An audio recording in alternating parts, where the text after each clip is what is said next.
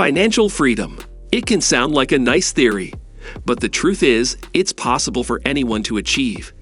Even someone who once had tens of thousands in student loan debt like yours truly. No matter what financial troubles you have today, there's always a way to get back to black. Perhaps trying a budgeting app is your first step. However, before we start our video, we would greatly appreciate it if you would subscribe to our YouTube channel and also press the bell icon. Now let's get started. Number 1. Understand where you're at. You can't achieve financial freedom without knowing your starting point. Looking at how much debt you have, how much savings you don't have, and how much money you need can be a depressing reality. But this is a valuable step in the right direction. Compile a list of all your debts: mortgage, student loans, car loan, credit cards, and any other debt you may have accumulated. Don't forget to include any money you may have borrowed from friends or family members over the years. Number 2. Look at money positively. Debt can definitely be a little bit discouraging, but remember that money is a good thing, even if it seems to carry a lot of burden right now. You deserve to achieve financial freedom. Money is simply a necessity like food or water. It helps you buy the things you need and live the life you want. To experience financial freedom, you're going to need to look at money as a tool to help you achieve your dreams, fuel your energy, and live a stress-free life you can enjoy. Because if you view money negatively, you'll subconsciously sabotage your chances of making it and keeping it. Number 3.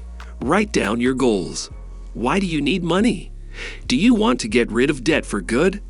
Are you desperate to escape the 9-to-5 grind? Is there a place you've always wanted to travel to? Do you need to save for a wedding, kids, or retirement? You might not accomplish everything you want in a month, but a year is a long time to make progress on your goals. Make sure your goal is tied to a specific number that you want to hit. Believe it or not, you'll start working towards those goals without even realizing it. Knowing exactly what you want to achieve makes achieving financial freedom a million times easier. Number 4. Track your spending. An important step toward financial freedom is tracking your spending. You can use a tool like Mint, which will let you know how much money you're spending, which categories you've overspent in, how much money is in all of your accounts, and how much debt you have. Mint Financial Freedom. Another cool thing about Mint is that it allows you to set goals within the dashboard. You can keep track of your goals and know the exact month you'll be expected to hit the goal based on how much money you put in, thus keeping you accountable and reminding you to keep putting money towards it for you. Number 5. Pay yourself first. You've probably heard the expression "pay yourself first" before, but in case you haven't, pay yourself first means putting a specific amount of money in your savings account before paying anything else, such as bills. And the act of paying yourself first has helped countless people inch closer to achieving financial freedom. Why? Because if you want to pay yourself $1,000 per pay period first, then whatever's left over needs to go towards bills.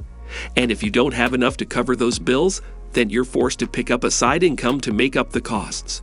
By paying yourself first, you guarantee that you're always putting money aside to invest in yourself.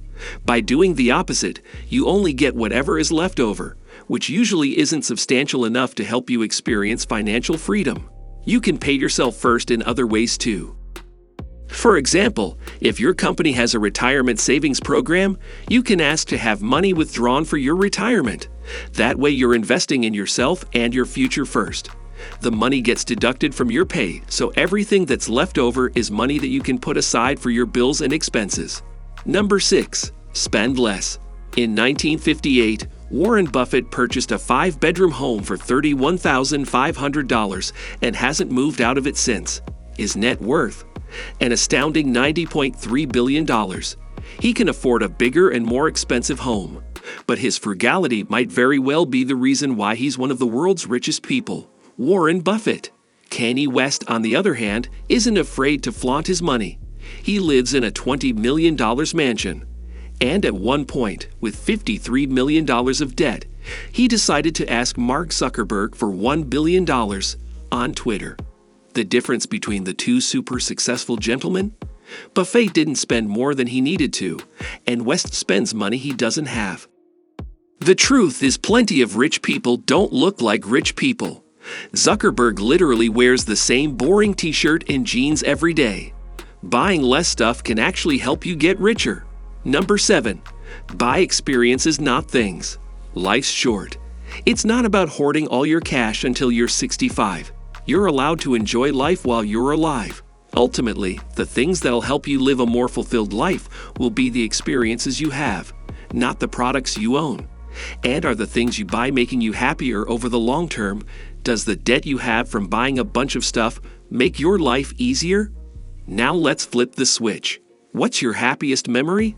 What were you doing? Who were you with? Let's create more memories just like that. Maybe you have a friend you love working out with. Invite her over to work out to a YouTube playlist at home for free. It's date night. You want to make it unforgettable. Find a cool activity you've never done before on Groupon for a fraction of the price. You've always dreamed of traveling to Rome. You've been saving up money for a year to experience your dream vacation. Go on that vacation feeling guilt-free. You didn't go into debt for it, you've earned it. Or you can become a digital nomad and travel the world while working abroad. Number 8. Paid off debt. Some people will tell you it's wiser to invest your money in stocks instead of paying off your debt. If you're an expert stock picker, maybe that's true. But if you've never invested in stocks before, you could wind up with more debt. A lot of people feel the same thing after finishing their last debt payment relieved. While paying someone else isn't as glamorous as having money in the bank, it does bring you closer to financial freedom. There are 2 main methods of paying off debt: snowball and avalanche. Snowball is when you pay off the smallest debt first. Avalanche is when you pay off the debt with the highest interest rate. Paying off a big debt lifts a massive weight off your shoulders.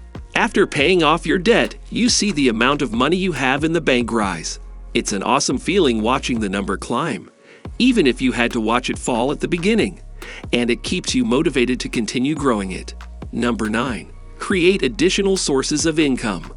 Okay, so at this point, you're probably thinking, my debt is a lot more than my salary. How can I pay it off if I don't make enough? If you're serious about financial freedom, you've got to sacrifice some blood, sweat, and tears. Your 9-to-5 might not cut it. If that's the case, you need to step it up and look for money outside your current job. Some experts recommend having 7 streams of income. If you have a 9-to-5 job, congratulations, you have 1. Only 6 more to go. Now you can look at your sources of income in 2 ways.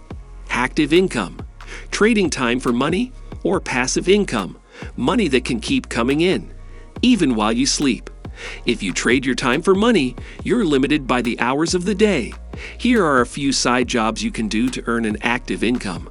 Become a freelance writer finding jobs on ProBlogger. Help a business owner as a virtual assistant with jobs on Upwork. Acquire new skills via online courses for entrepreneurs and monetize. Become an Uber driver. Help with household tasks on TaskRabbit. Pick up the odd, occasional job on Craigslist. And more. If you don't have a lot of time to devote to earning income, you can focus on increasing your income streams with passive income like starting a dropshipping online store with Shopify. Start your own custom clothing business on Shopify. Sell profitable content, blog, ebooks, courses, webinars, audiobooks, podcast, apps. Become an affiliate marketer. Buy properties and rent them out. Invest in stocks. Fortunately, your 7 streams of income can all come from the same source. For example, if you're an e-commerce expert, your streams of income can come from creating 7 different stores. And remember, you don't need to start with 7 streams, you can build up to it over time. Number 10. Invest in your future. The last financial freedom tip is an important one. Say you follow the advice and recommendations, get out of debt, and grow your savings. That might be enough to help you out right now. But what if the unexpected happens? Will you be prepared for it? If you've got that 9-to-5 job, talk to your company about adding a retirement plan, or check to see if you're already having deductions made towards it. The deduction gets taken out before it hits your account, so you never feel like you're losing money. And it's pretty cool to check it out periodically and see your savings grow. Next, you also want to save enough money for an emergency fund. Some experts say $10,000 is fine, while others say 6 months of your salary. And to be honest, those numbers can seem pretty high if you don't make a lot of money. So instead, start with a goal you can afford, like $100 your first month. And as you start earning more active or passive income, start increasing your goal to $500 a month to $500 bi-weekly and so forth. If you've overspent on credit and a high credit card bill comes up, don't use your emergency fund. Focus on taking up more active income opportunities so you can pay it down faster. The emergency fund is only for unplanned emergencies like a tree crashing onto your house, a car accident you need to pay for out of pocket, or a visit to the hospital. By setting aside money for rainy days and retirement, you'll be less likely to end up back to where you are now, wishing for financial freedom. So that's it for today. If you find this video helpful, please give it a big thumbs up and share it with others. Also, if you haven't already, please consider subscribing to our channel. Don't forget to turn on the notification bell so you don't miss any of our new uploads. In the end, thanks for watching and see you next time. Here is another video you may enjoy if you liked this one.